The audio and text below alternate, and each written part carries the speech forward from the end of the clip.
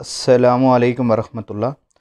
ऐसे खिलौने कि जिनकी तस्वीर वाज़ेह हों, इनकी ख़रीद व फ़रोख्त शरअन जायज़ नहीं है, क्योंकि ये भी बुत के हुक्म में होते हैं और बुत की तरह हो जाते हैं।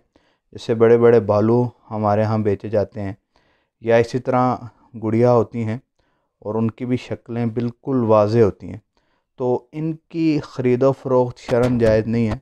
चूँकि नबी करीम सल्लल्लाहु अलैहि वसल्लम का इरशाद है, अबू दाऊद शरीफ की रवायत है, हज़रत अली रज़ी अल्लाह ताला अन्हो से, फरमाते हैं कि जिस घर के अंदर कुत्ता या तस्वीर हो, उसमें रहमत के फ़रिश्ते नहीं हैं दाखिल होते। इस तरह और भी ऐसी अहादीस हैं जिनके अंदर ऐसी तस्वीर के हराम होने का वाज़ेह सबूत मिलता है। लिहाजा ऐसे खिलौने कि जिनकी तस्वीर बिल्कुल वाज़ेह हों, उनकी ख़रीद व फ़रोख्त शरअन जायज़ भी नहीं है, उनका कारोबार भी जायज़ नहीं है। इससे पहले भी आपके सामने हुक्म बयान किया था कि उस कमरे के अंदर नमाज भी जो है मकरूह तहरीमी होती है।